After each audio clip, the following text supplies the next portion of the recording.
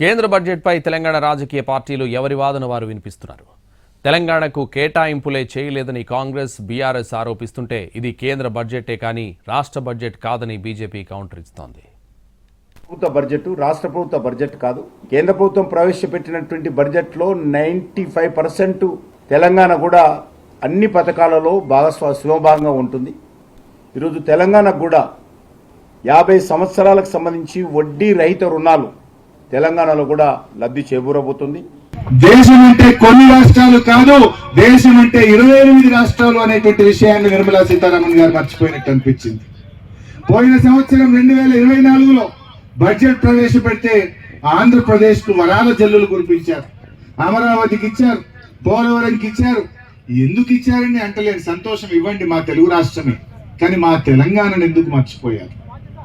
ఈసారి బడ్జెట్ పెడితే బీహార్ రాష్ట్రానికి వరాల జల్లు కురిపించారు, తెలంగాణకు మళ్ళా మొండి చెయ్యే. ఎన్నికలు పోయేటటువంటి బీహార్ రాష్ట్రం ఢిల్లీ రాష్ట్రాన్ని దృష్టిలో పెట్టుకుని బడ్జెట్ తయారు చేశారు తప్ప భారతదేశ బడ్జెట్ లాగా లేదు. అదే ఇరిగేషన్ ప్రాజెక్టు తెలంగాణ రాష్ట్రంలో పాలమూరు రంగారెడ్డి ప్రాజెక్టుకి కేంద్ర ప్రభుత్వం జాతీయ ప్రాజెక్టుగా చేసి బడ్జెట్ అలాట్మెంట్ చేయాల్సి ఉన్నా కూడా తెలంగాణ పేరు కానీ మన పాలమూరు రంగారెడ్డి గురించి మాట్లాడలేదు.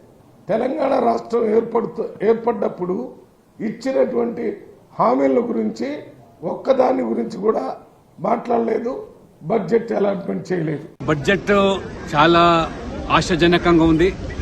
మధ్యతరగతి వాళ్లకు ప్రత్యేకంగా ఇన్కమ్ ట్యాక్స్ 12 లక్షల వరకు ఎటువంటి పన్ను లేకుండా విధించడం మొదటిసారి. దాని తోడు యువతకు, కొత్తగా మరి స్టార్టప్స్ ప్రారంభించే వాళ్లకు, ఎంఎస్ఎంఈలకు, అదే రకంగా అనేక సంక్షేమ పథకాలకు సంబంధించి మరి ఈ యొక్క బడ్జెట్లో చాలా వెసులుబాటు కల్పించారు. మరి గొప్ప బడ్జెట్ గా అభివర్ణిస్తున్నాను. వికసిత్ భారత్ ఏదైతే ఇవాళ ప్రజలు ఆశిస్తున్నారో ఆ ప్రజల ఆశలకు అనుగుణంగా మోదీ ప్రభుత్వం ఈసారి ప్రవేశపెట్టిన బడ్జెట్